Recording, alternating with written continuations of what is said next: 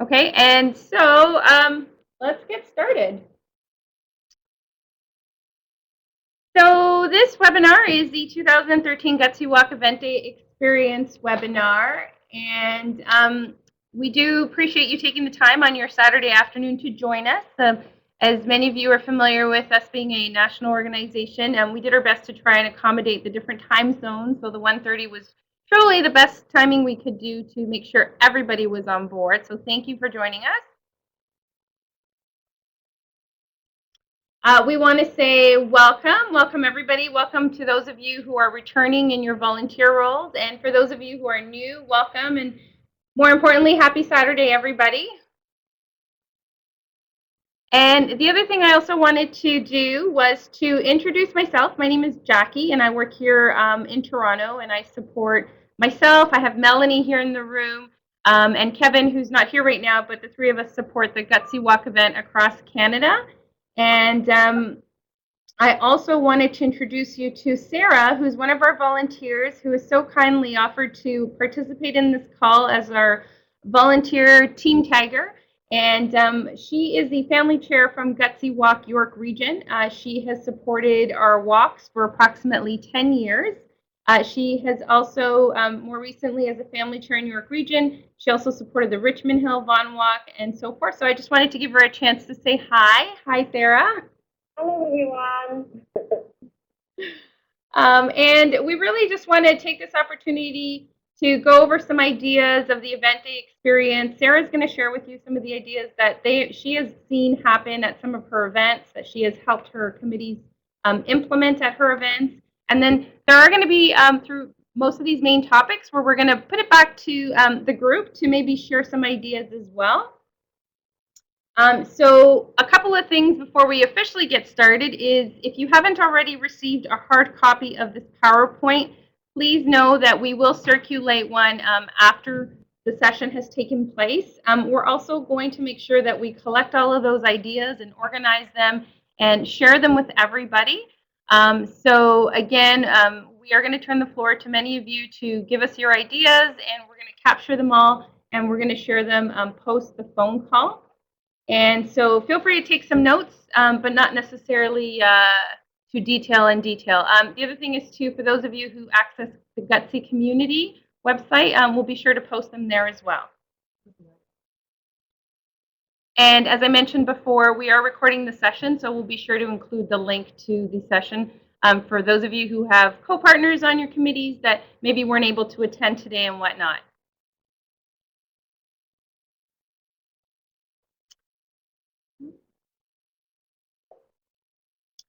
Okay, so this seems to be a rather large call. We're already up to 18 people on the phone call. Quite possibly we could go up to 20 because I gather some people will be joining us in the next 10 minutes or so.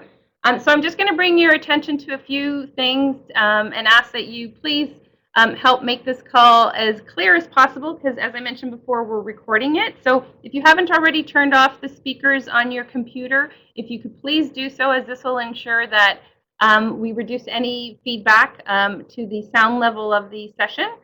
And if you look at the top, you'll be able to see there's a speaker component there of the screen. You'll be able to see that, so just turn that off. Also on your left, you'll be able to see a listing of all the people that have joined the call. And then just below that, there's an area called chat. So that's where we're going to encourage you to put forward your ideas. If you have any questions, we will do our best to monitor it and to answer your questions as much as possible. And as I mentioned before, for those of you who had joined the call earlier, if you haven't already done so, if you could kindly take a moment to type in your name and indicate which walk you are representing, and we will make sure that we share that information with your staff partners so that they too are in the know in terms of who is able to join the call. And in terms of listening into the phone call, to mute your phone line so we don't hear the background noise, if you can just press *6 and #6 is to unmute. So *6 to mute your phone line, or for those of you who have an actual mute button, just use that mute button. And forgive me if at times it may seem like I'm trying to rush through things. I want to be cognizant of the time and that we get through everything, and more importantly, that we do have that chance to share those ideas and record them and answer all the questions that come through, okay? So the key areas that we're going to cover during this session is we're going to talk about general logistics and signage. We're also going to talk about registration, but we're not going to talk about registration in the detail in terms of the process.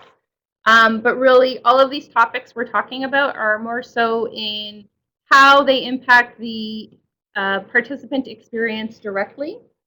We're going to talk about the ceremonies that take place at your events, so how you open the event, how you close the event. We're going to talk about recognition, food and beverage, entertainment and activities. And then at the end of it, we're going to put the floor to you guys to kind of see if there's any additional tools or resources that you need that might help you in implementing some of these ideas at your events. So the webinar is an hour and a half long. And as I mentioned before, we're going to try and stay on track. And one of the key things that we're going to bring forward throughout this session is really trying to bring to the forefront ideas that will apply to your events, whether you're small or whether you're large. And I'm not really sure what happened with that transition, but I assure you there were many tents there. And if you can take these ideas and think about what can you do to apply them at your event, because some ideas may be specific to a larger event, but what can you do to change it up a bit and make it transferable maybe to a smaller event, given the resources and the volunteer support that you have. So the first question before we officially get started, I suppose, would be why is it important to have an event day experience? Sarah, do you want to start us off? Yeah, our group last year in Richmond had about 150 people.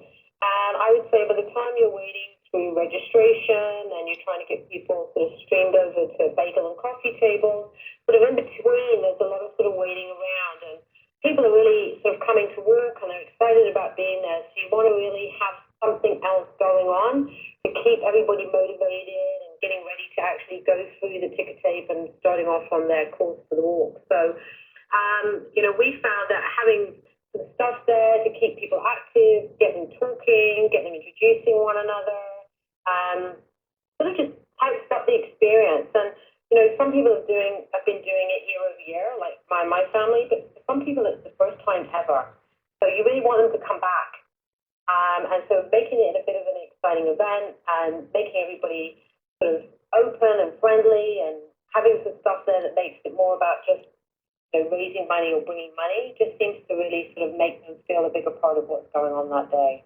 For sure, for sure. And then, of course, anybody who comes to our event, really the event experience is the main impression that they have of our walk and what we do as an organization. So we want to make sure that when they attend the event that it creates a lasting impression, a positive experience, so that they can then go back to their communities, they can talk to their friends and family and get more people engaged. And we look forward from that to continue growing our events and, of course, fundraising more and for it overall to contribute to our goal of really trying to find cures for what we're all working towards.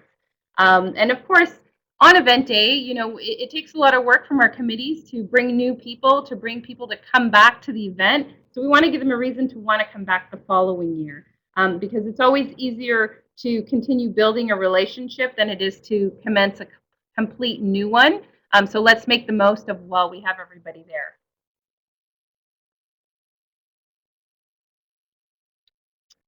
So we're going to chat a little bit in terms of logistics and signage. Again, going back to first impressions, like what can we do to make sure that people from the curb feel welcomed, they feel like they're recognized and that they know where they're going on site so they don't get lost. Maybe it's a big park venue or not. So a couple of things that we wanted to bring forward is, maybe you can have some greeters in the parking lot to direct people. Maybe you can set up something like an info booth to direct people if they have any questions. Where does a walk commence? Where can I find out more information and so forth? And even having people along the walk. Basically, you want to have volunteers in different places so that at any point people have questions, they can be answered and everybody's kind of feeling organized and in the loop. Essentially, how organized you are is really going to add to the positive experience that the participant has. And we really want to try our best to do that. So, Sarah, I think you had a couple of ideas that you wanted to share. Yeah, what we did last year was we'd approached a printing company, a fairly local one, and he actually printed up waterproof bibs for us that everybody could pen on.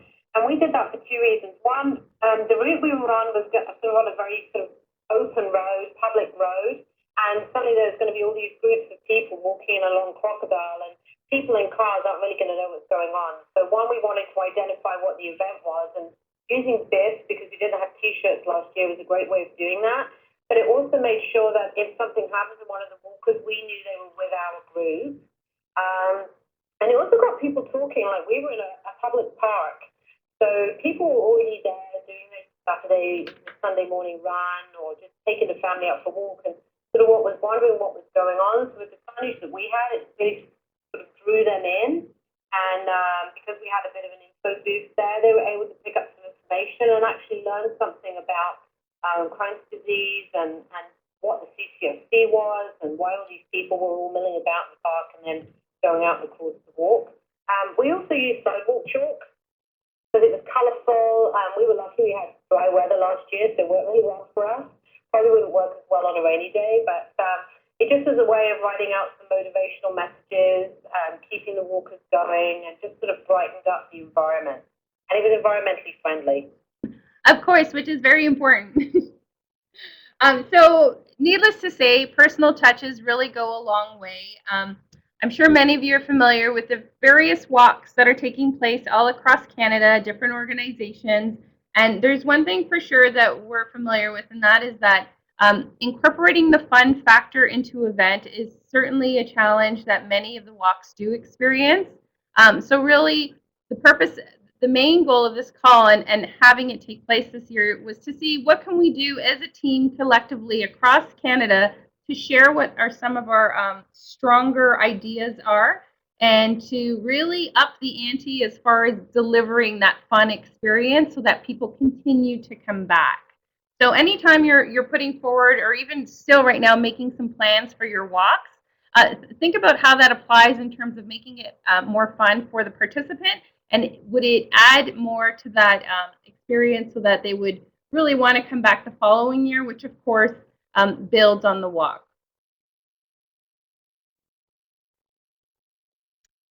So even greeters, how can I help you? Welcome to the Gutsy Walk. Thank you for coming out. I mean, that's already stepping forward with such a great foot just by letting other people know that you're there and that things are well and that they're welcome. Okay, so in terms of signage, there's a couple of key areas that we thought we'd share with you in terms of what you can do for signage. Certainly, I'm sure many of you have been somewhere at some point, you've arrived on site and you're looking for something and you cannot find it. And there's nothing more frustrating than not being able to find what you're looking for. So think about it from a participant perspective when they're arriving somewhere, maybe somewhere they don't usually go to. How do we make it easier for them to identify that they're arriving to the right place? Sarah just shared some great ideas in terms of sidewalk chalk that they used. An idea that's really relatively inexpensive and is really easy to implement for everybody. And then, of course, once they've arrived on site, great, they arrive to the park. How do they know where to get to registration? How do they know they're at Gutsy Walk? Well, if you don't have banners, you know, what other kind of signs can you create? What can you do to be creative so that people know that they're at the right event and that they've arrived and they're welcomed and so forth. And it doesn't just stop there at the event. And you'll see we've included some photos there of some great signages that have been placed at some of the events. So the bottom right one is really a banner that's at the registration area. That was really the key point when the participants arrived at this venue. They knew they were at the right place. And the banner on the bottom left there is really where they started their walk. So all the participants knew when it was time to start walking where it commenced. With the support of volunteers, they gathered everybody together. And then, of course, a key focal point would be if you're having an area where you have an MC talking great way to draw more attention where you already have people's attention is to put signage at the podium or by the stage or that designated area where they're actually speaking.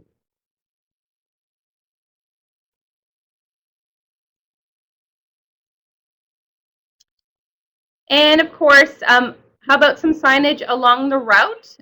Maybe you have a lengthy walk, so you want to let people know how many more kilometers they have to go.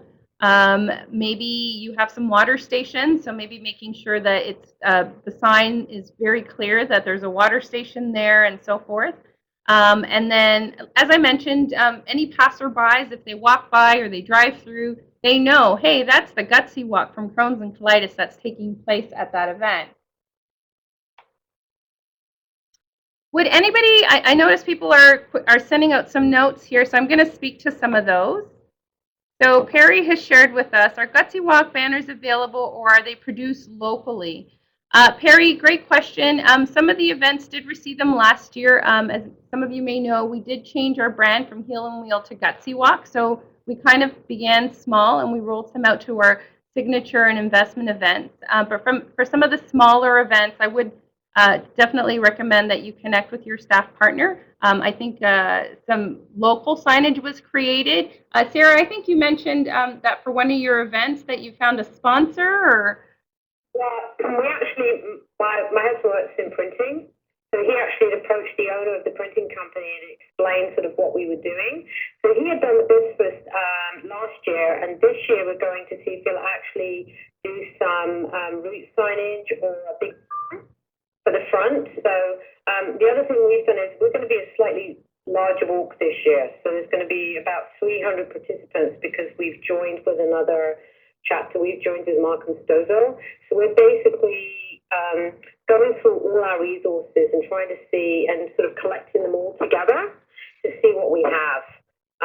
Because I think everybody's been doing it sort of separately and now we sort of want to make it more unified. One of the things we're doing too is we said as much as possible we're going to keep to the colors, so red, white and black. So even if it's a case of sort of along the route, sort of doing streamers or at rest stops having a table with red, black and white on it. So it just like the colors themselves will help sort of make an eye pop along the route. Absolutely. So you're bringing us to our next slide here.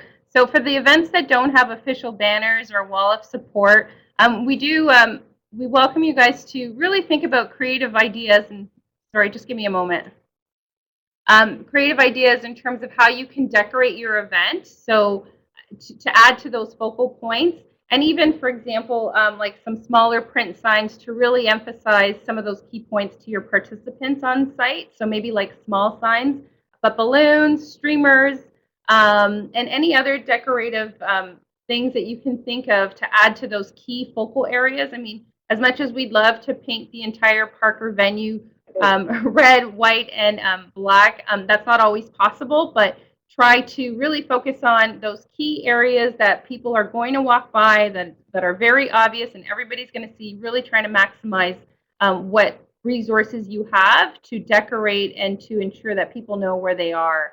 And Sarah, sorry, you mentioned you guys had used balloons or you weren't able to use balloons at one of your events.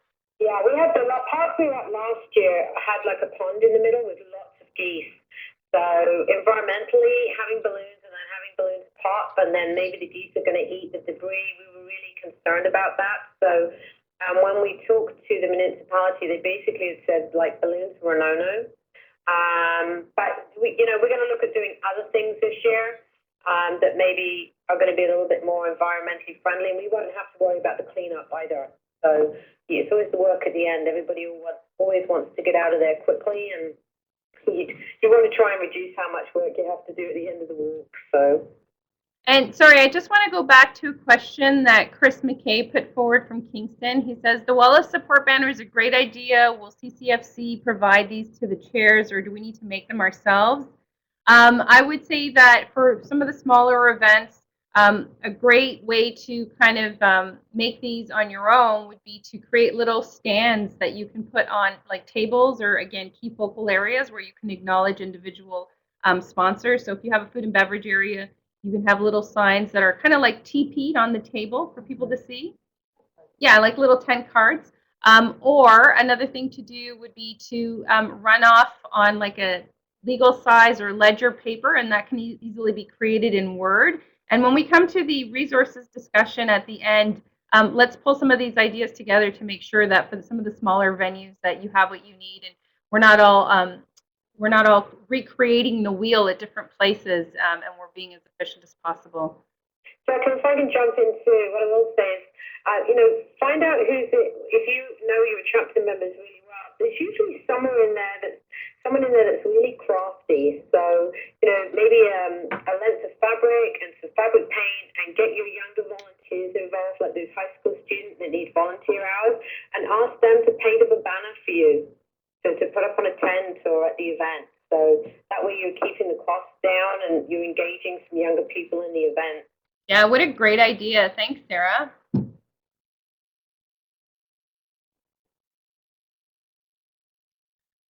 Okay, so we're going to continue to the next slide, unless anybody has any other great ideas of decorations in addition to painting banners. As Sarah said, maybe getting some material and have somebody painting it. It doesn't even have to be artistic, really. Balloons, ribbons, other key visuals. Does anybody have any other ideas they'd like to share? I see somebody is typing.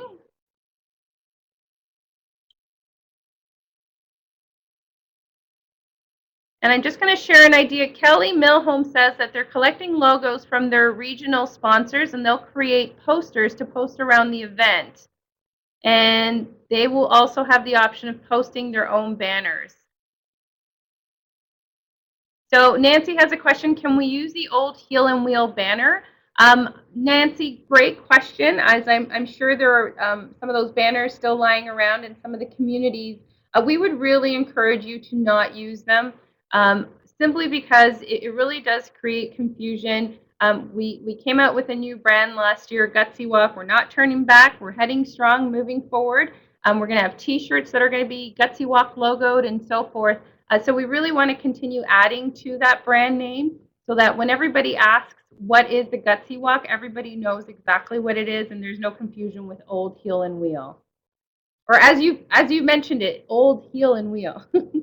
Let's keep it fresh and new and keep people interested and knowing even when they go online and they search for something that it's actually Gutsy Walk they're looking for. Maybe you could use pieces of it. So I don't remember what the old heel and wheel banners and that look like. But if the logos are on there, maybe you could cut those out and reuse them somehow. Yeah, I think Sarah, for the most part, other than CCFC logo not changing, the Gutsy Walk logo itself has completely changed. Yeah, I can't remember what the heel and wheel one was. Yeah, I know for sure. And the other thing is too is we've moved from being an event that was a little bit more non-walk related, so where we had bicycles and rollerblades and all those components were a big part of the walk. Now we are officially a walk. So again, just wanting to make sure we don't add any confusion. That we are definitely a full-on walk. And it makes it more inclusive for more people to want to join. So we really want to try and get as many people as possible. So we're going to move on to the next slide. I'm just going to make a comment. I'm not sure what the old heel and wheel banners look like. This is Melanie talking. But you could always, depending on old signage that you have, as long as people can't see the front of the signage, which has the wrong logo, you could potentially manipulate the back of the banner, get it logoed, or you could, print something off of your local printer and attach it to the back of a coroplast. As long as you can't see the heel and wheel and it's completely, maybe you put a white paper over it or whatever, you could probably take advantage of using the back side of it, but just make sure that it's hidden if you're trying to be creative and inexpensive. Thanks, Nancy. Okay, so we're going to move on to the next slide. I'm sorry, Kelly, I know you mentioned I'm cutting in and out. I'm not really sure. I'm speaking as closely as possible. I'm very hunched over here speaking into the phone microphone. I'll try and maybe speak a little bit slower, and hopefully that'll help out a bit as well. So let's move on to the next slide. We're just going to talk about a couple of key areas and still staying on the topic of logistics in terms of lost and found and first aid. Again, we do appreciate that some of the events are rather small, so maybe you don't need like official designated areas for this, for these components, but we want to make sure that as a committee, as the volunteers, everybody knows where to go if there is an issue, somebody needs Band-Aids, or if you have St. John's ambulance on site, or if anybody's lost anything, that everybody's kind of cohesive and they know what the plan is. So just think about those areas. Need not be a huge area designated specifically. It could all happen at the registration tent. But again, just making sure that everybody's in the loop and they know what to do. The same thing applies in terms of media check-in. Some of the larger events, they may have local media come by. Let your volunteers know what media is, what to do with them. Have a plan in place so that when a media personnel arrives on site, they know exactly where they're going and they can go in, take some wonderful photos, and feature your event locally. And also just wanted to mention a really key area, doesn't have to be very official, but the volunteer area, as you all know, we do rely on volunteers to have wonderful events. And many of you do tend to rope in family members, friends to help implement all of these fabulous ideas. But just maybe have a key area where they know where to go if by chance they've already finished an activity and they can go back to that key area, or let's call it headquarters. In case something else comes up, you can have somebody there to redirect them to help out and be ready to really be hands-on with any support needed at any of your locations at the event. And I just want to answer a question I think we received.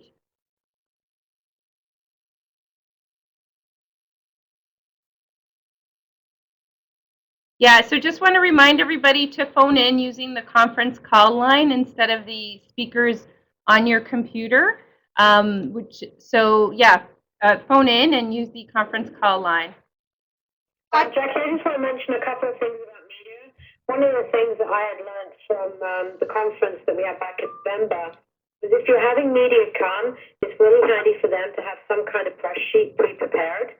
So whoever's looking after all your media and advertising for your event, just have a single sheet handout that gives them all the information. So when they go back and they're writing up their article or they're doing something on the radio, they don't tend to stay very long. Sometimes they don't even show up on time. So it's really useful to have a sheet that has all the info on it about the event, about CCFC, and about the main players for your walk. The other thing that we talked about this year is making sure that one person who's staying back, that they're the key contact person. So throughout the route, we have several rest stops. So everybody's going to have a single cell phone number to text if there's an emergency on the route. And then that way only one person is coordinating it rather than, there being sort of a rush of 6 or 7 people all trying to call 911 or something like that. We're trying to make sure that there's one key person that's in charge of that. Hi, this is Mel. Just kind of going along those same lines there. When you talk about the headquarters area that Jackie was just talking about, the volunteer area, first aid area, media check-in, wherever it is, if you put it in your registration area or you put it in a separate area, you always want to have one person there at all times. That person's not a runner who goes and puts out fires around the route. They need to be stationary because they are that 911 communication center for anything that could potentially need some kind of assistance. They know exactly where to go. So I just want to point that out, that you want to have a person who is stationed there to always assist. So talking about having a designated volunteer for that key area, that we're just going to flow into the next topic, which is what to do during the intermission time. So your walk has started and people are starting to walk and people walk away, and it's really easy to kind of sit back and be like, oh, wow, now we have a little bit of a break time. We're going to encourage, if you don't already do this, to really take this intermission, let's call it, take that intermission to focus on tidying up your areas. For some of the larger walks, there's a garbage collection / tidying of restrooms need to take place. For some of you who are smaller in size, is this a good time to start your barbecue? Make sure you have everything ready to go. For some of the larger events, you may have started your barbecue from 10 a.m. And definitely encourage you guys to chat about those timelines to make sure that when the walk, people have finished walking and they come back, that you're ready, set to go. How many times have many of us been to an event and you go into the restrooms and the garbages are overflowing, or maybe there's no toilet paper left? So depending on the size of your event, you may want to designate somebody to just kind of go in and make sure that they're nice and tidy, or if the park staff are on site, make sure you are reaching out to them to do their little bit of a checkup around those key areas. And also get your volunteers excited at this point so that when the walkers come back, they're ready, set to go. And getting them excited by, like verbal communication is one thing, but let's also make sure that they've had a snack in between, because I know personally I've been to an event and I've volunteered, and I've been go, go, go, and then before I realized that I hadn't eaten anything, and I realized, why was I coming down? Why was I getting tired? Because I hadn't eaten. So make sure your volunteers have had a snack or two, and that they're also ready to go for the next component of the walk day. Sarah, I think you had some ideas in terms of intermission time. Yeah, we had a couple of people last year. We had DJs come out. We were lucky. We sort of managed to get them through somebody who knew somebody. But they came out and sort of kept the music going. And for the younger volunteers, like if you've got teenagers or 20-somethings there, we made sure that the music they were playing was sort of something that they would like. So it kind of kept them pumped up, and we kept the face painting going. So if there was people sort of wandering in around the park that weren't necessarily associated with the walk, we wanted to keep welcoming people in. So if people were coming in asking about information and they had kids, we'd be like, come and get your face painted. So we were keeping that sense of excitement about what we were doing going through the intermission. We also got pizza last year. It's something, Pizza Nova is obviously one of the sponsors. So we made sure that all the breakfast stuff was cleared away and that pizza was laid out, and then the people that sort of stayed back, they got their pizza first so that they actually got a chance to eat before it was all. Perfect. So we're going to move on then, unless anybody would like to add anything to some of those key areas, ideas that you've done that you thought really worked well, or maybe some key things during the intermission component of the day that you thought worked really well. Feel free to share along. We are going to move forward to the next topic, which is we're going to chat a little bit about weather in general, whether it's too hot, raining, or cold. No pun intended. Cold. It's cold in Toronto, everybody. But this boardroom we're sitting in is rather warm. Okay, so let's chat a little bit about weather, because we know for sure that this has something to do in terms of impacting the experience on event day. And while there is nothing you can do to strike a deal with Mother Nature, there are certainly some other things that we can try and do to work around her plans.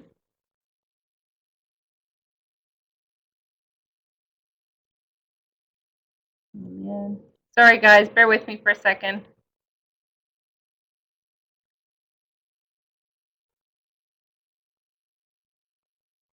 Okay.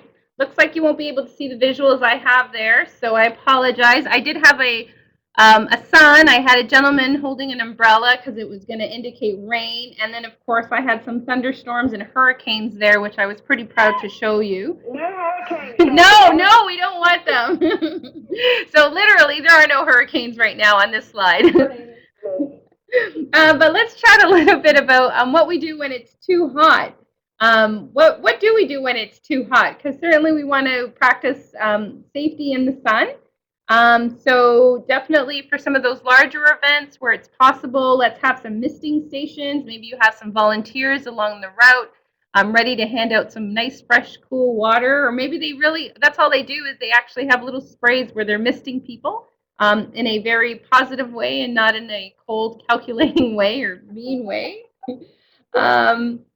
Sunscreen, we want to make sure that people have sunscreen, because it's too easy to be walking and then realize half hour in that you are burnt to a crisp. So if you're checking, well, we're going to encourage everybody in operations to check the weather in advance. And is handing out sunscreen an option for your event? Maybe you have a local pharmacy who's interested in donating some sunscreen. The one thing, however, I'm going to mention is that if you are going to distribute sunscreen, please remember that sunscreen has a drug identification number.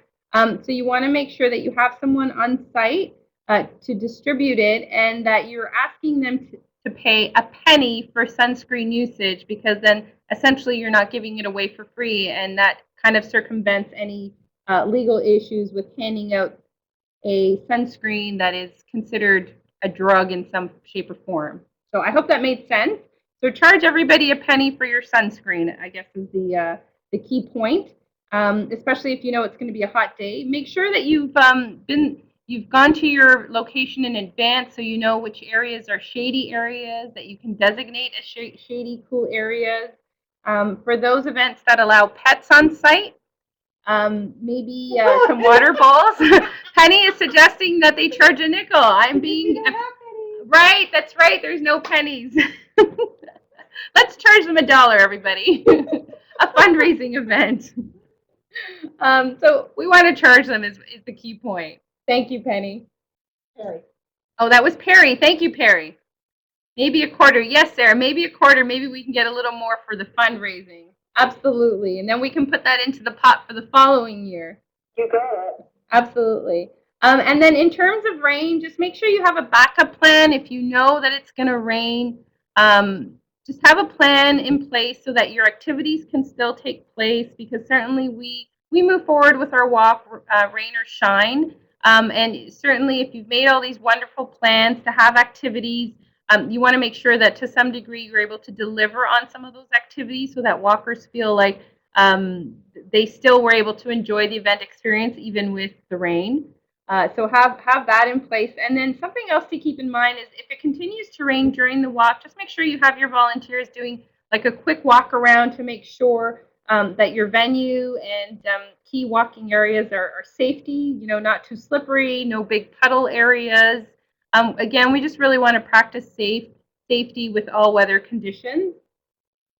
And then speaking about safety and weather conditions, I do want to mention thunderstorms and tornadoes. And I'm mentioning tornadoes for those areas that are a little bit more up north and are more prone to tornadoes. But please do check the news.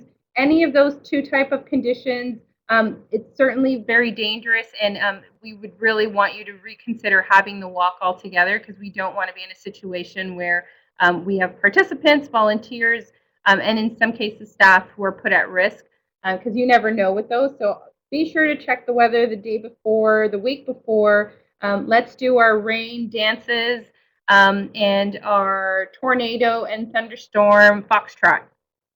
Jackie, I'm going to jump in here too. Just a couple of ideas. If you have a really good relationship with your local M&M store, sometimes they'll lend you their tents, their pop-up tents for the day. If you don't have a lot of trees in the park where you're doing your walk or on the route. The other thing we did last year is we approached all the big grocery stores, and generally they'll give you like a $25 or $50 gift card. We used that to buy water, and then every member of our committee basically bought one of their coolers, and we chipped in and just bought like a block of ice, and then at each of our rest stops, we had bottles of water that we'd paid for with the gift cards. So it meant through the walk, because our walk was very hot last year, there was always water. Everybody was getting hydrated throughout the walk. Yeah, and even to build on that, Sarah, there are a lot of other companies, local companies, that use those type of tents on a regular basis, like Bell or Remax.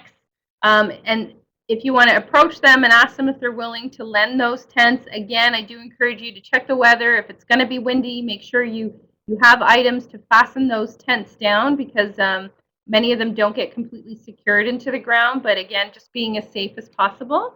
But there are certainly, through whoever you know, as Sarah mentioned earlier, to see who can contribute what to really help you with those weather conditions that you don't have control over.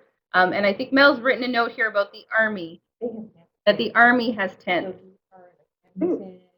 Okay, for those who are Kingston. out west or Kingston who are close to bases, that you could approach them and see if they're willing to support you in that way. Just something I want to know. This came up recently just for this walk for this year because we've moved to a new location. We've actually found out that the park we're going to be doing our walk out in York Region won't let us put stakes in the ground, even tent pegs. Yeah. So just something to note, if you're doing an event and you're getting tents, you'll have to check with your municipality or your local parks and rec to see if they'll let you stake the tent. If not, you're going to have to arrange some kind of sandbagging for it. Yeah, sandbags, concrete blocks, water barrels. Again, those are for some of the smaller tents. Anything that's more of like a commercial tent, you'll want to rely on the service of the tent service provider to ensure that it is fastened down properly. Because again, practicing safety. Deb Dalton mentioned credit unions usually have lend tents as well, so that's a great idea too. Not sure if anybody else would like to share at this point any other suggestions you have to help circumvent the conditions of it being too hot or too rainy. I'm also going to mention, though, at this point as well, that as you check the weather in advance, try to share the information with your participants to let them know, to make sure through an email, a blast of some sort, to be prepared for the weather conditions. Remind them to bring their own sunscreen, to remind them to bring their visors or their hats. And this can be done in advance and should be done anyway, regardless of the temperature, so that they too are prepared. Many of us will just, go to an event and not really think twice in terms of what we need to bring. But as a good reminder, let them know what to bring so that they too are comfortable, because that will impact their overall event experience. So again, I'm just going to put it out to everybody. If you have any other ideas that you'd like to share in terms of logistics that you think would be helpful for the weather. I'm just going to mention, I just had a thought. I mean, I know Nerf guns are really big in the summer, and a lot of them have those great, like, water blasters and stuff like that. So I know for the route that we have, we're not going to have access to running water for misters, but I certainly have some teenage boys with some water Nerf guns that we can definitely use for younger participants that don't mind getting a good blast of water through the walk. Great idea. It's funny how the things we have, and you really just need to think twice before you realize how creative you can be and what you can do with them. And we're not saying to bring out everything from your household to the walk, but what would have the biggest bang to impact that event experience? Okay, so we're going to move on to the next topic. And just really talk about the event venue. Just make sure, for many of you, you've already booked your parks. So try and create a walk that has an interesting route. It's Crohn's friendly. Are there restrooms close by in place? You want to make sure that if your route is rather long, that you provide participants with an alternative, so that if they want to go back or cut across and finish the walk sooner than later, you want to let your participants know this in advance. Maybe let them know with the same email where you're reminding them in terms of what to bring.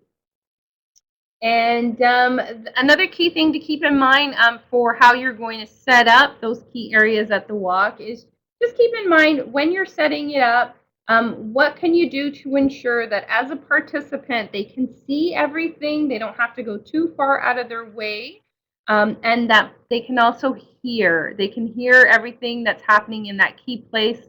If it's a stage or a little podium of some sort, again, really trying to deliver to that experience, because you can have everything, all the wonderful plans that you have and activities. However, if they're inaccessible or they cannot be heard or they're not communicated, then unfortunately all of those plans are easily lost. And just the next point I'm going to mention is really more so for the following year, but if you have any if you have somebody who's designated to take photos, that would be a great way for you to have a history of what your setup was this year, so you can build upon that for next year. Sarah, I think you also had some great ideas in terms of what they can do for the setup. Yeah, what we did is we had somebody actually going around, and they were taking pictures of people during registration. and just sort of engaging people and talking to them too. We've done quite a few walkthroughs. We're actually going to do a route walk as well as a group, because we've gone and looked at the route on paper. And I think you suggested, that everybody gets familiar with the route and the area that you're going to be setting up in, so that you know where to put tents and tables and all the stuff that you need. So we're going to make sure that we do that. We've still got a fair bit of snow here, so it's kind of hard to do that with snow on the ground. But we're actually going to actually have a meeting on site so we can sort of see the space and then visually be prepared about a month and a half before the actual walk too. Perfect. So I'm just going to address one of the questions that came in from Karen from Winnipeg. So she was asking if it's possible to get mass messages out to participants via the Gutsy Walk website. So what I just want to mention that what you could do is we could do that on the site itself. However, many of the participants are not necessarily going directly to the front component of the site. And the message that you put would not be specific to your walk. It would have to be a general message because everybody's able to view that. However, your staff partners do have access to lists of everybody who has registered online. And together you can work to send out an email to all of those individuals to send out a blast. And that would be specifically to them. Or you could do maybe like a telephone tree where different members of the committee agree to make those phone calls and let people know personally, hey, so excited that you're coming. Just want to remind you, you should bring this, and we're looking forward. And these are the exciting things, just to kind of get that excitement going. So those would be a few options in terms of what you could do. And then I think Nancy also had a question. And she says, in our park, we are not supposed to have amplified sounds. How do other chapters cope with this? And I'm not sure if the person below answered that. Winnipeg doesn't have an issue. Okay, so yes, unfortunately, some of the parks do have those restrictions. And I'm curious if anybody has anything they want to add to that. Certainly signage on the day of the event is very helpful for something like that, or maybe handing out a schedule. It really depends on the venue, and if they really monitor what they consider as amplified sound, you may be able to get around this with a megaphone. And I think two of the big things that you could do to help out would be to have, you're going to need a lot of volunteers on site to really help message and gather people together and really trying to corral them and make sure that everybody's in the loop. But wherever possible, if you can hand out schedules when they check in at registration to keep everybody on point, and then have the volunteers bring everybody together at those key times, that would be helpful too. The other thing we did, the park we used last year, they actually had like a gazebo on site. So we made sure that whenever we were making announcements, or anybody that was doing the warm-up, or anybody that was our MC and our ambassador for the day, that they would stand up on the platform so everybody could visually see them and knew they were talking. And even with 150 walkers that we had, we sort of encouraged everybody to get closer so that you weren't having to sort of scream over anybody. I don't know in terms of amplifying sound through speakers, but if anybody has a bullhorn, maybe you could use that. No, that's a great idea for sure. So the other thing too, there's a photo that we've included on this slide, and you can see this venue has quite a number of tents there. Now again, this is probably one of our larger events, but I just want to really bring to your attention how close they are together. So anybody who arrives in that area can very easily see everything, and hopefully, for instance, if this is a venue that does have some restrictions in terms of noise, you're able to kind of keep that together where people can hear things and you won't have to shout out as loud or speak as loud, be it on a microphone and whatever. Because even when you do have a microphone and you have speakers, that's not necessarily going to safeguard you from ensuring that everybody can hear you. So really do look at your venue setup and see what it is you can do to minimize the possibility of any sound challenges happening on site. And again, just going back to people being able to see, because if they can't hear you, at least they could see what's happening and they can feel like they're taking part in it. So going back again to those photos where we suggested you take photos of your site, have a look at it, because certainly after event you'll want to sit down and consider, has your event grown too large? Do you need to consider the possibility of going to a different venue? The photos will also help you remind you or trigger, like, what are some of the things that you can improve upon? Because certainly, it's very easy for months later to forget what some of those key challenges were. So at least if you have those photos to document it, it'll kind of remind you of what some of those challenges were as well. I'm just one of the things we've done this year, because we've expanded quite largely, as I said, and I'm sure other people are already doing this, but we actually started talking to the municipality back in November, October, November time, and talking to them about what we needed, especially in terms of porta potties and access to amenities on the route or around it. Even to the case of sort of notifying them about extra parking and people that were going to be parking at the park. And they've been very, very open and extremely helpful. So, because they know the area, they know the staff they've got, and they've been really great at supporting the event too. I'm just going to give a comment too. By having your tents close together, like in this photo here, and your participants, if you can just envision all of your participants just outside of those tents, and that white line being the start-finish line, it's going to give you a very full feeling and look like you have a lot of participants in your walk, which is something that people like to feel like they're part of something that's growing and really big, and there's a lot of walkers in your walk. So keeping them close together will give them that really, I want to say, that full feeling of being part of a really big event. Okay, so I'm just realizing what time it is, so we're going to kind of speed things up a bit here, so forgive me. We're just going to quickly go over thank you. It goes a long way. Think about the things you can do to make sure that the participants know that we are very thankful of their participation. Maybe thank you cards at key areas. Again, little thank you tents that you put at the registration. Maybe you have somebody holding thank you on signs as people are leaving the parking lot. Sarah, I think you had some items to mention as well.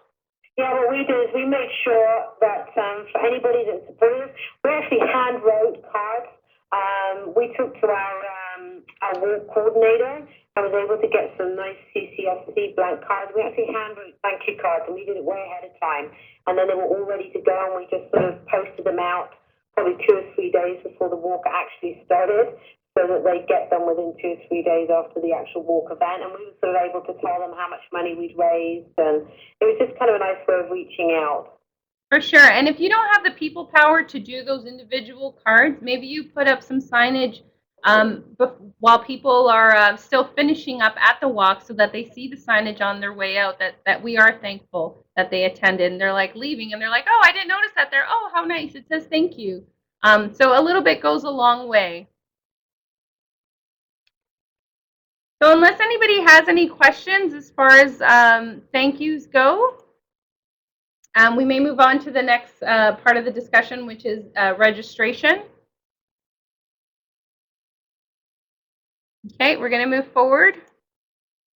So again, as I mentioned earlier, we don't really so much want to talk about the process itself for registration, but really what are some things you can do to enhance your registration area. So for example, if you have lineups, you can have individuals known as registration checkers, and they can kind of, talk to your participants, answer their questions, and hopefully make the lineup feel like it's going quicker. Maybe there's some handouts you do at the registration that provide information on all the activities that are lined up and the food and basically the agenda of the day, so they could review that while they're in line. For those events who hand out coins for food, I know some of the events do this to organize, to ensure that the participants are the ones who are getting the food and not just passerbys or whatnot, so you can hand those out at the registration. I believe some events have loot bags that include water, candy, and a little note. I believe they're like little thank you bags that they hand out at registration.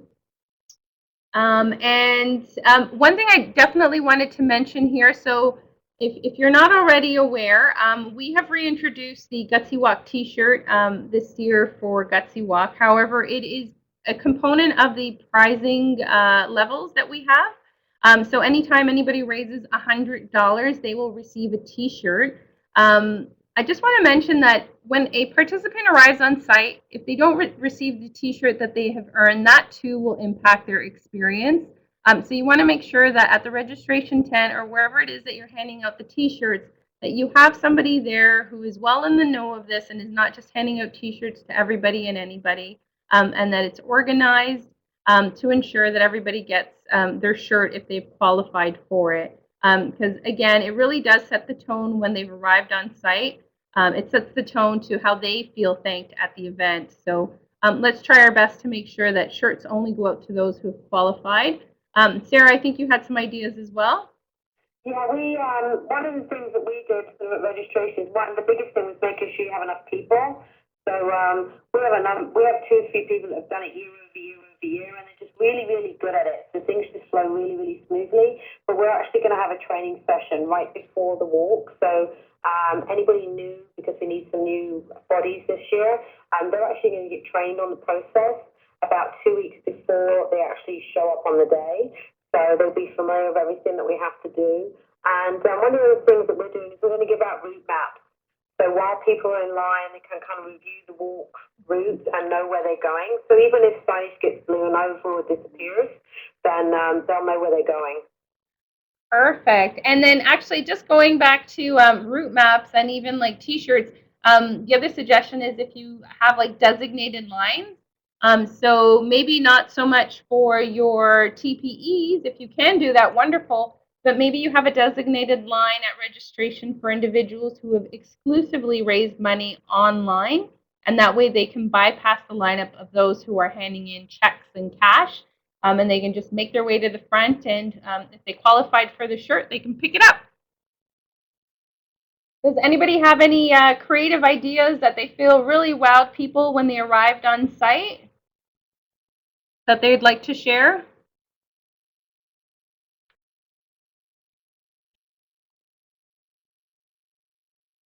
Okay, we're going to move on to ceremonies.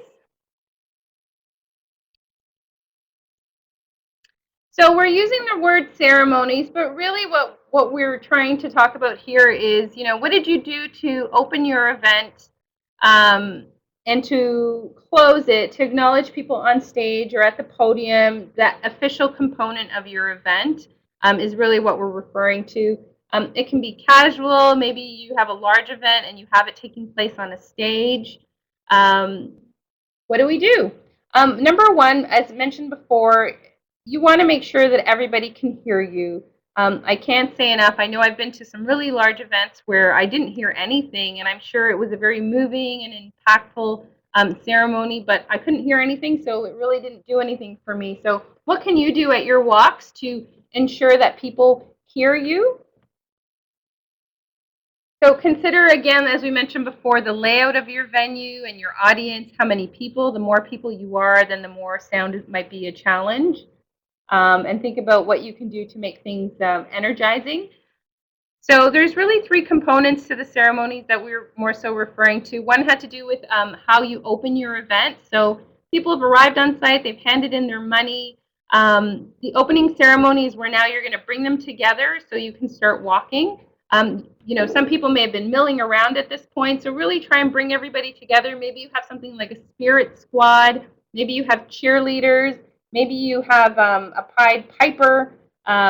Really anything that's going to really get them excited and bring everybody to that one focal point where you can start your walk, and you can have your MC share a few words. Maybe your family or corporate chair has a greeting to thank everybody. Just a really great way to initialize the walk. And Sarah, I think you had a couple of suggestions too. Yeah, we had our chair ambassador got up to talk to everybody. We had one person that's part of our committee, and they're sort of a fitness person, so they've done like a warm up. And my son, God love him, had actually dressed up as a Gutsy guy. So we had him all dressed up as a mascot, and he stood with the chair ambassador, and we actually sort of had a ribbon with a ribbon cutting. And we were very fortunate last year. The fire department was not busy. I was able to sort of drop by for about 40 minutes during registration. So where we had the ribbon cutting was right by the fire engine, so that way it sort of drew a lot of the kids over, and of course, where the children go, the parents go. So we already had a good number of people, and we just seemed to find that once we got 20 or 30 people standing in a clump, everybody sort of seemed to get the message, and we wandered over. So by the time we were ready to start the walk, everybody was in a central place. Perfect. And you know, like you make such a good point in terms of the key message. We want to make sure that when you're opening the event, you know, it doesn't have to be, it shouldn't be lengthy. You have everybody's attention, get them energized, and just make it short and impactful. Share a few key words and let's get moving. Let's get them walking. Let's do a ribbon cutting ceremony if possible. I think Nancy, you mentioned that you invited a mayor. Wonderful. Have them and make sure whoever your speakers are that you've had a chance to listen to their notes so that you know that they too are not going to have too long of an opening conversation with the crowd because you want to get everybody going and moving and staying on schedule as much as possible. And of course, just one more thing as you're getting ready to open the walk officially is just to remind people of some key details. Maybe, for example, dogs have to stay on a leash. Maybe you're one of the walk events where there are designated lanes for people to walk versus run. And I think there was a question, how did you make your Gutsy guy mascot? Sarah, you were answering that. I should just type it in. What I'll do, Jackie, is I'll send you pictures of it, and then maybe you can post it as part of the presentation that you're going to make available. Perfect. I basically went to Home Depot and Lowe's, and they have white paint coveralls that you zip into the really lightweight cotton with a hood. And then I just got red and black material and cut out the Gutsy guy shape and stitched it on. So it was really low key, but it worked really well. Absolutely. How many moms out there have like really low key made some amazing Halloween costumes just from what you have at home, right? Yeah. For sure. So just going to talk briefly in terms of, you know, what are some of the things you can do during the walk to keep everybody going? Again, going back to megaphones or again, that spirit squad, or maybe you have some general mascots on site or there's a local football team or hockey team that has mascots that they're willing to donate their time and services to come out and really get the energy going even during the walk. And then in terms of how you're closing the walk, again, you know, this is a perfect opportunity to bring everybody together. The walk has ended. Make sure you thank everybody. Have some commentary again by some of your key speakers. Let them know that you're celebrating. If it's possible and you have numbers to share, please share them. But since this will probably be the last time you officially have everybody at one place, you may want to take this opportunity to do some recognition. Maybe invite some of your top fundraisers up to the stage or podium area. Take a photo. Photos are great. I think somebody mentioned this earlier. You know, take some photos. It's such a great way to reach out to participants after the walk to thank them, or even for the following year to re-engage them. You can send those photos and say, "Hey, remember when?" and show them, you know, what a wonderful event it was. One of the things too is just as important at the end of the work. Like if you have volunteers that are staying, that are actual volunteers, that are not participating in the walk themselves, then get them to stand at the finish line and make sure they're cheering people over.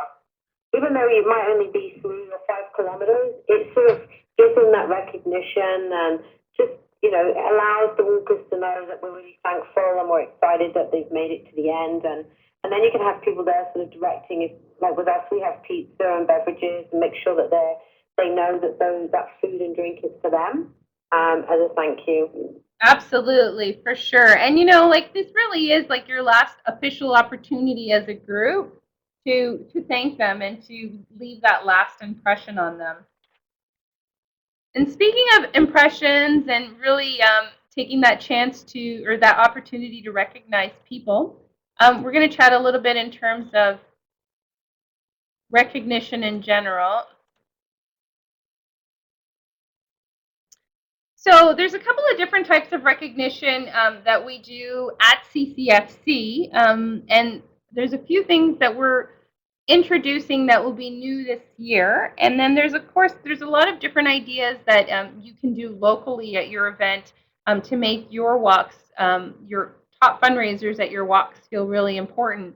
So briefly, just going to mention for national a national idea that we're implementing this year is we're going to be reaching out to our top 20 fundraisers for 2012, and we're going to be honoring them with and it's still to be decided what exactly it is, but some sort of a bib of some sort, lanyard, and it's going to indicate that they were one of the top 20 across Canada, and we're going to send that to them so that they can wear on event day. If you have one of those participants at your event, take that opportunity either at the beginning or the end of the walk to bring it to everybody's attention, and let's recognize them. If you have one of the top 20 at your event, that's amazing. And really, let them showcase themselves. That's such a big effort for sure. And Jackie, I've got a question. It's something, because I did a couple of weeks for a weekend on breast cancer, and one of the great things that they do is they actually give people who are suffering from cancer, they give them a different coloured lanyard. They identify the people, so people who are there walking as supporters actually can identify the people that they raised the money for. Is that something that CCFC is still doing? Yeah, it's not something we're doing yet. I know slowly we're trying to really work on this area of recognizing our current group of participants and fundraisers, and even our captains too. But it's something we're really starting to go into in more detail, and certainly by reintroducing this year different prize levels and recognition pieces, and even this top 20 national component, we're really slowly trying to get there for sure. Yeah. And then the other thing we also wanted to mention is new for this year for top pledge earners, anybody who's raised $1,000 and plus, we have invited them to really open the walk. So during the opening ceremony, you'll want to mention this as well. Have your MC mention that they should go to the beginning of the walk and get ready to actually officially open the walk.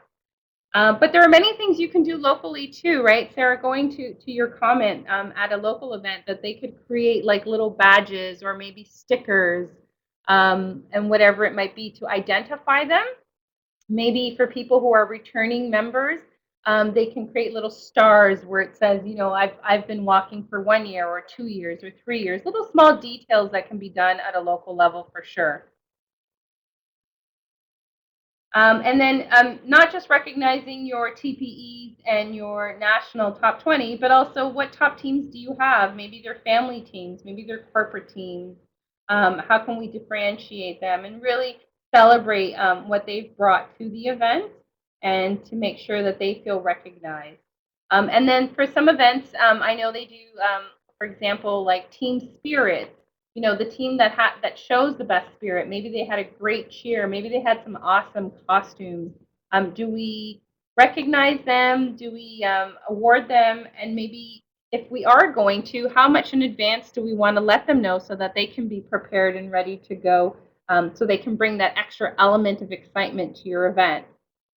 Jackie, I have a quick question. In terms of recognizing people who've participated multiple years, can you guys supply us with a list of names of who those people would be? With a list. Like that?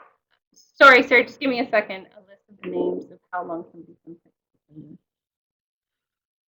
So, Sarah, I would probably, and I've seen this happen at events as well, is if somebody has been participating for 5 years, they know more or less they've been participating for 5 years. So what you could do is you create, for example, like if we were going to do stars, you could create 4 different types of stars. One of them says 2, one of them says 3, one of them says 4 or 5. Yeah. And then as people arrive on site, and then you ask them, are you returning? How many years? Wonderful. Here's your star. It's really kind of like an honor system. Yeah. Because I think with many events actually experience this, is that people will return back under different team names, different team data. And so if we really try and use our ruler by going through the data, we don't always get it right. Right.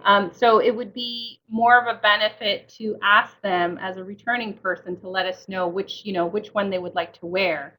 Yeah. Right. And some people have been attending, but maybe they didn't attend in like a official capacity as a participant. Maybe they've just gone there to support somebody else who was walking. Mm-hmm. So at least this way you've kind of safeguarded and you're able to present them with the option that they find best.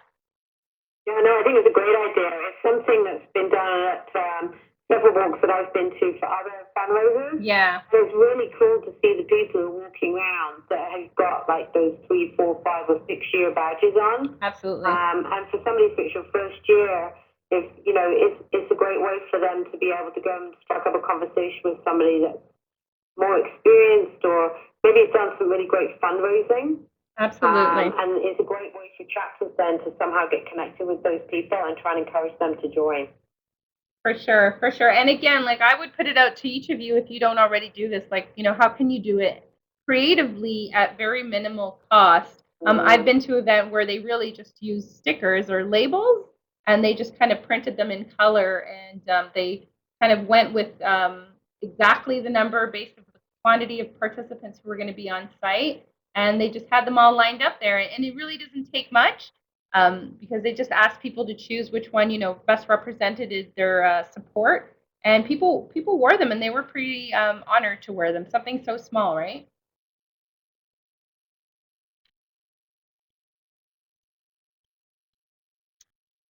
So those are the different ways or types of ways to recognize somebody, and just going to go into a little bit more in terms of how you can do it. We already talked about awarding people on stage. Maybe you provide them with a certificate. Maybe it's that sticker we mentioned, or a lanyard of some sort. Maybe you hand out stars, as we talked about, for returning participants.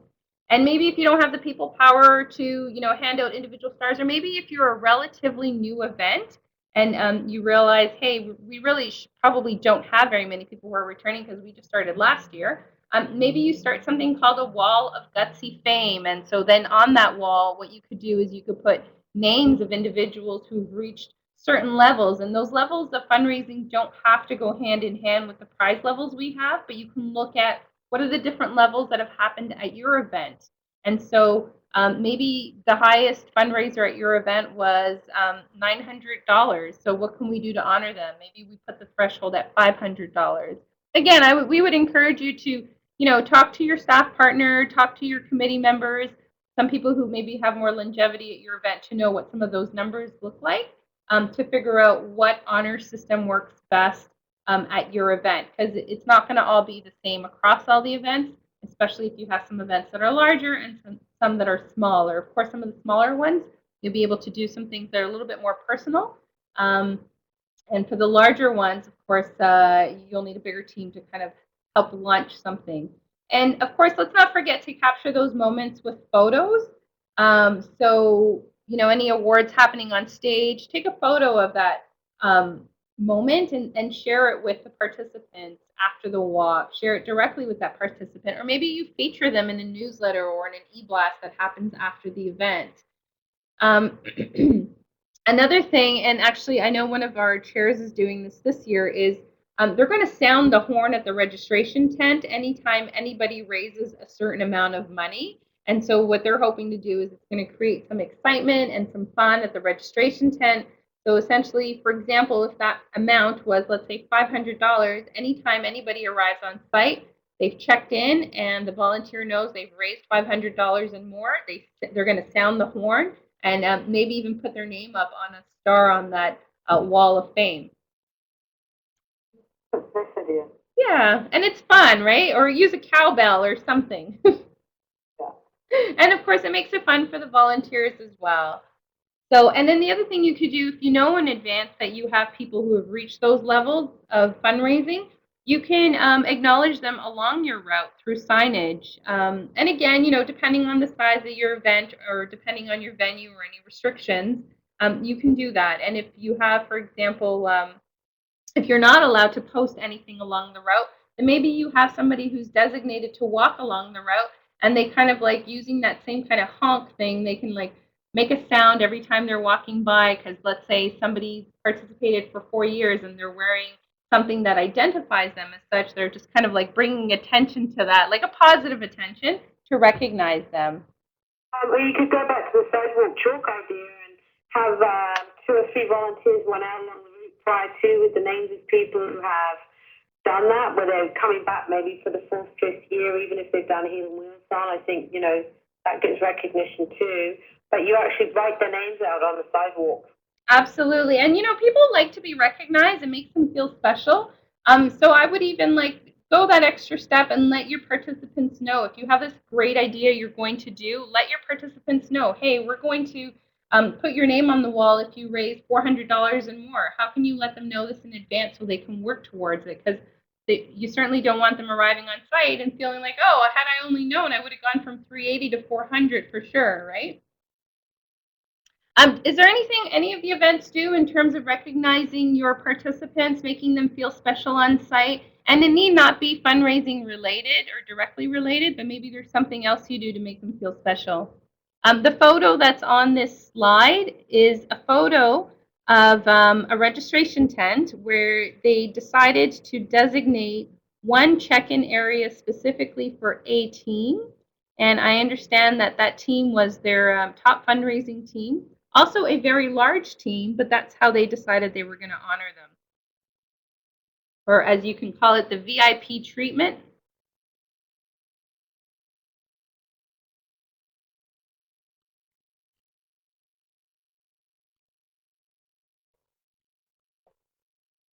Okay, we're going to go to food and beverage. I'm not going to spend too much time here. I just really want to draw attention to the fact, have some food before the walk starts.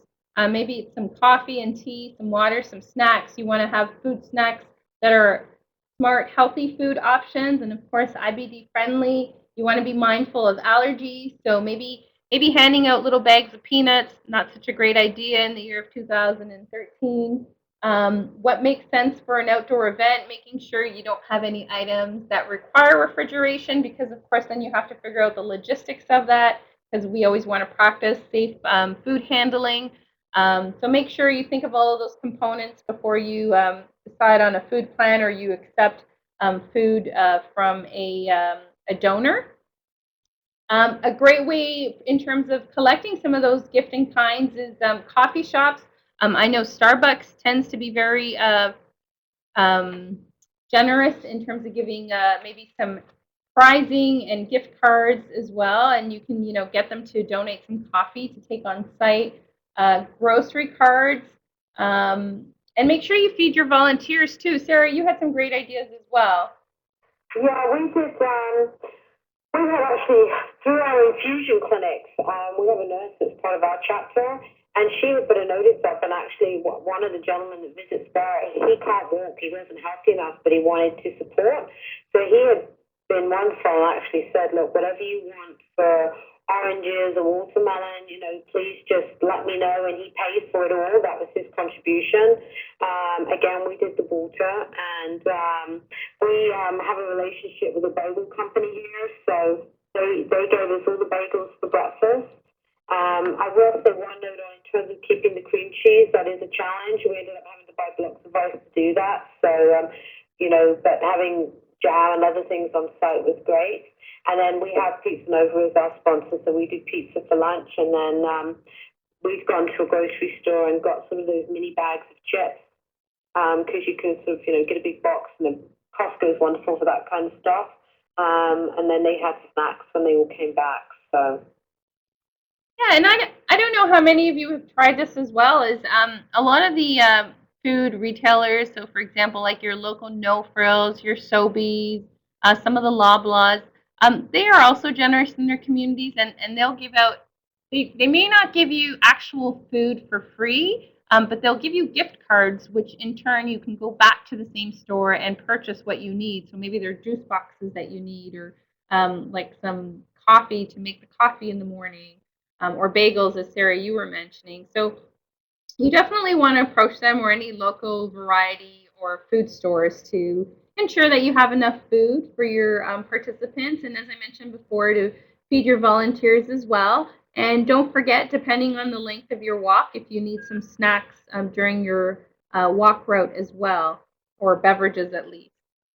One of the ideas we'd posed with this year, I don't know how it works for you guys out across the rest of the country, but we were trying to contact somebody with an ice cream truck to come and just be at the park for the day. So it was going to be a really hot day. We let them know about the event.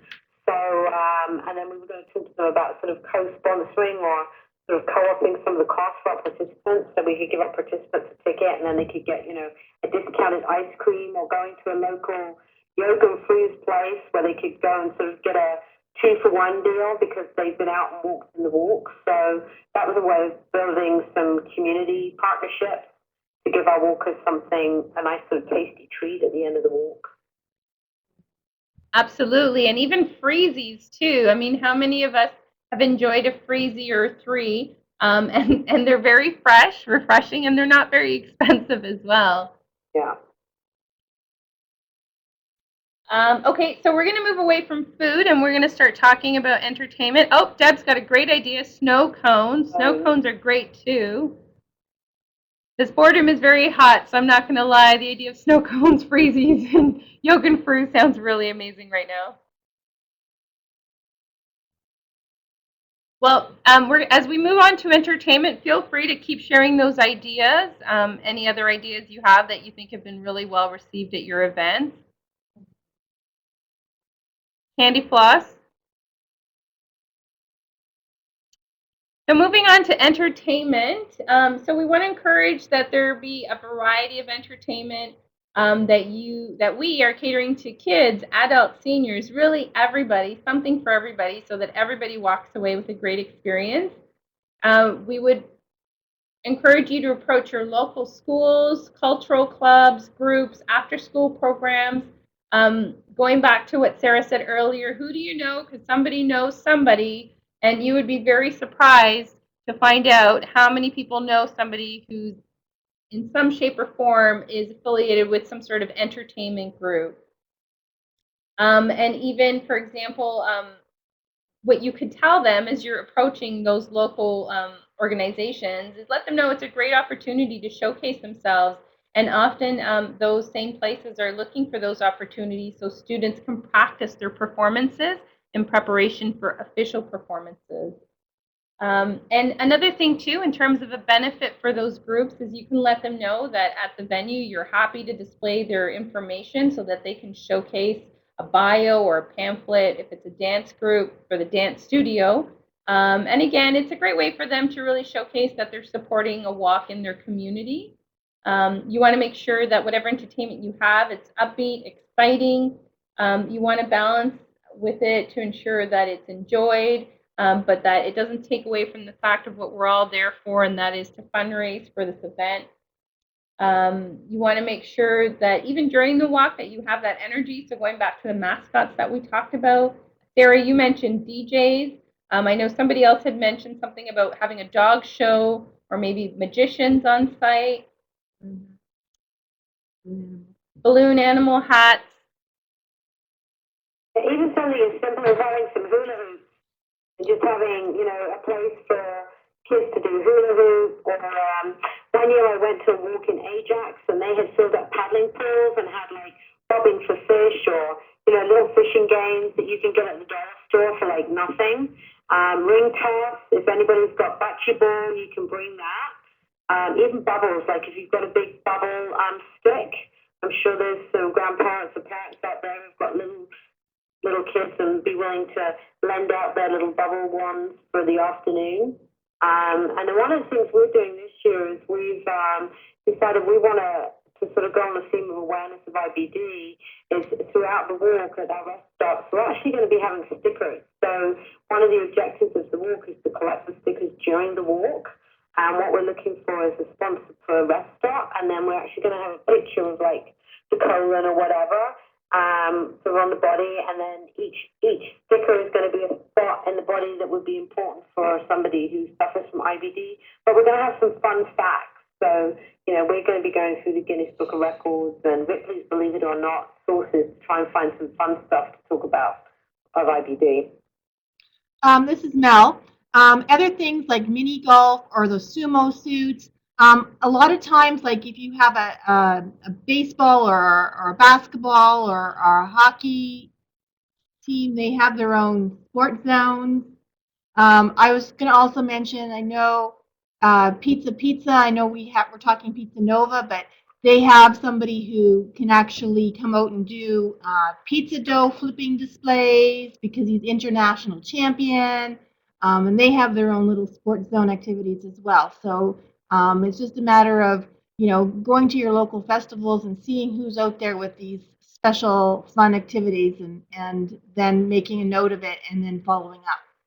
So we're going to go into a little bit more information in terms of activities versus entertainment. But before I do that, I also want to mention that whoever you have come on site and provide any of these services, make sure you collect their information, and that way you can thank them after the walk, and that hopefully you can re-engage them for the following year, and maybe even have them put together a team and support the fundraising as well.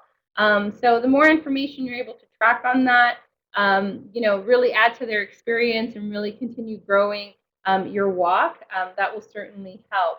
And make sure you treat your performers right, whether they're providing an entertainment or an activity. Make sure they also have some water, because essentially they're donating their services like volunteers, and you want to make sure that they feel thanked as well. So let's move on to activities.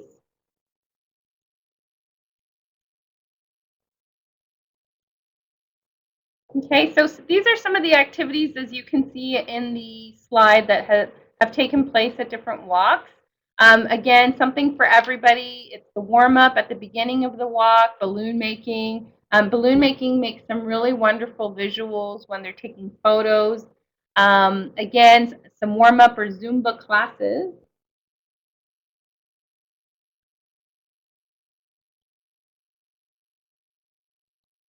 And the other thing is, too, is if maybe you have some teams, you can even put it out to your teams to see if they know somebody who's willing to put together an activity or maybe perform at the event. So as you're working with the rest of the committee to communicate with those teams and participants, you could also ask them to help, contribute in terms of entertainment and activity. Maybe there's somebody who's just starting as an entertainer and they're looking for an opportunity to perform. So low impact warm-up activity, maybe a stretch warm-up activity, something that's minimal cost, local activity center, education centers. Maybe there's like community centers that lend equipment for your event. There's local dance centers that are willing to do maybe not necessarily a performance, but maybe they're willing to do some lessons on site. So maybe there's salsa lessons, maybe there's some maybe not foxtrot lessons in the park, but some other type of dance lessons on site. I have some cloggers locally. Cloggers are always willing to come out and do a demonstration. Sorry, what was that, Sarah? Cloggers? Oh, cloggers, yes, that would be awesome. And then of course you have craft stations. You can do balloon making, as I mentioned before. Throughout the day, you can make sure that the teams have an opportunity to take photos. That's a great activity. And then you could also do bouncy castles, arts and crafts tables, face painting. You could do something like a mini Gutsy Olympics, fire trucks and police cruisers on site. How cool would it be for your participants to kind of like have that opportunity to look at a fire truck so up close, as many of us have probably not had that opportunity. I think Mel touched upon doing massages on site. If allowed, you could do karaoke on site. And then, of course, when you go back to some crafty things you can do with your older participants, you can do something like toilet paper design. I think there's some events that do something called the golden toilet toss. Ask teams to come to the event in themed outfits. There's like so many activities you can do, and really it comes down to choosing the activities that you think would be best received at your event. Nancy has a question, and she says, do we have Gutsy tattoos this year? Great question, Nancy. I don't have an answer for you on that yet, but we're looking to land on that soon. So stay tuned, and you can have your staff partner share some information in the next several weeks. They went over really well last year with us too, Nancy. I remember everybody put one on. It was really great. Absolutely. People over. For sure, and we've seen them in a lot of photos too, Sarah. So just trying to figure out the logistics on that, but we're definitely on it. I just wanted to bring up a quick point. I know in our local paper, there's always a little community section where the local paper allows community groups to advertise. It's a great place to go look for sources, like to find entertainment for your event. all types of different clubs will always advertise there, and you might find a group that would be sort of fun to invite out to your walk. So it's a good resource and a place to find somebody new that you maybe haven't thought about approaching before. Yeah, for sure. Local postings, Kijiji, or any other bulletins at local schools and whatnot that you think would be a good fit for your event. Absolutely. I don't know about bigger events too. I know some of you have mentioned that having sort of noise bylaws are a bit of an issue. Something we've talked about doing, probably not for this year, but for next year, is to try to do sort of like a mini battle of the bands. So have high school students come out and actually provide free entertainment by having some kind of co-sponsored music competition throughout the afternoon. So that way there's live music all day. And it'll draw other people out to who wouldn't necessarily be walking, but raising some awareness for us in our chapter. Absolutely. So this last slide here, and I realize it's 3:04, so thank you for those of you who are still able to stay on. We're going to wrap this up shortly. Just wanted to draw your attention again, after the walk has happened on the day of, the bouncy castles, the photo on your right, this particular event set up a designated area so people can have their team shots. Really lovely visual with the banner, balloons and whatnot. And likely, or what you could do is you could send this to your teams afterwards, and it gives you a great opportunity to get that face-on-face time to know who they are, because likely during the day, you're all probably running around and busy. So it also works as a good reference point too. I'm just curious, Jackie, the gentleman that's standing in the top right-hand corner there with that nice little display of a colon. Yeah. Where was that, and how do we get one? That's a great question. I wondered the same. Not to be cheeky, Sarah, we had a bit of a portfolio of photos that were submitted to us after the event.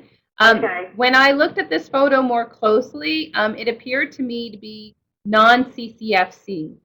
Okay. And it could have been maybe a clinic on site, a doctor or a nurse who came on site to chat a little bit more in terms of how the body works. So maybe we could approach our local GI to come out for an hour for part of that afternoon. Yeah, for sure. I don't see why not. I mean, as long as they're not, and they know too, right? Because they're not supposed to technically be giving medical advice. Exactly, but they can speak to general topics. Yeah. So like how does it work? How does our stomachs work? And just really increasing awareness in general. Yeah. And of course, all the while letting the community know that they are supporting this event in the community and that they're there, right? Yeah. So for sure. Oh, Deb, thank you. Great idea. Make team banners or posters for your team so that they can hold in the photos. You can have a craft station where you can invite your teams to get together and create something. So it works as an activity and it works as a good recognition piece. So you can honor them with the photo after the fact. So that works nicely as well. This is actually the last key topic. And the next slide, for those of you, I know it's 3:06. The final slide was really to ask everybody if there was anything, any tools or resources that you would like, that you think would help you in trying to get some of these additional resources to have at your event and so forth. Oh, and I just want to read this one comment here. Encourage your teams to make team posters. We did it at our walk rally and brought them to the event. It was fun. It brought attention. Absolutely great visuals and a great way for people to come together and really become a greater part of something that's happening. And please continue to type in your great ideas in that chat section here.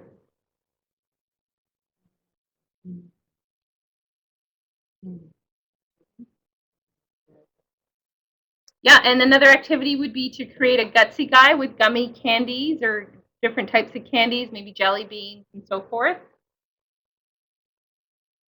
And as I mentioned, really the last slide is talking about really just putting it to you guys to let us know what tools, maybe you need letters, ask letters, like let us know what is it that we can prepare and provide you with that will help you go into the community to get what you need to have a fantastic event day experience. And then that pretty much wraps up this webinar. So unless you have any questions or you'd like to continue sharing or asking what resources would be helpful, thank you. Jackie, can I ask that going forward, if you get some ideas or after this call, that somehow it gets sent out to the participants so we can then take it to our chapter meetings? Absolutely. Absolutely. Thank you, Sarah. So as I mentioned before, if you haven't done before, please do so. Make sure you let us know who you are in that chat section, which walk event you're supporting, and we will make sure that you receive the notes and the ideas from this conversation. There's also going to be a handout in addition to this PowerPoint that will touch on all those ideas and where to implement them. So yes, there'll be lots of sharing for sure. This is my contact information, so if you have to log off and you want to just screen capture that and send me your ideas, I'm happy to incorporate it. And we'll vet all of those ideas and these forms with your staff partner first, and then you can lean to them to receive it. But in the meantime, feel free to keep putting those ideas forward. Absolutely. We could have spent an entire day on this topic for sure. Maybe even a weekend. Wait, what am I saying? It's Saturday.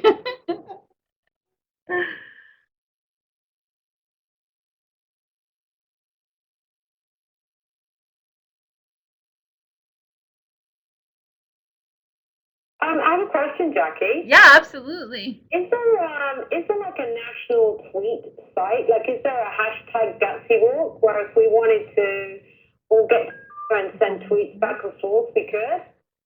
Great question. I'm going to have to circle back to that because I don't think there is one right now that's, or any type of e-format that's instant like that we have for volunteers. But I'm going to follow up with the volunteer manager and see if it's on the horizon or what we can do to kind of connect everybody, right? Yeah, I just think, because I know through the community websites, we can't interconnect chapter to chapter yet. Absolutely, yep. But tweeting would be a great way for us to just throw out stuff. And if we use hashtag Gutsy Walk, anybody that wants to get on there or has a Twitter account will be able to do that. And then just, you know, be a great way for us to get connected as the volunteers or the chairs or as people involved in organizing the walk, to sort of bring and talking leading up to June. No, absolutely. Maybe even throw out a few challenges to some of the other chapters locally.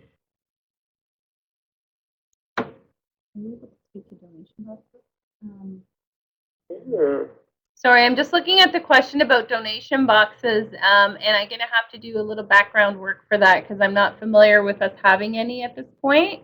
But I will circle back to that for sure in the notes that we share forward. That's from Kelly.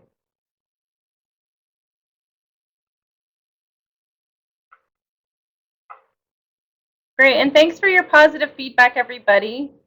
Again, like really share all the ideas you have, and let's add to everybody's plan and make sure that everybody has a great experience.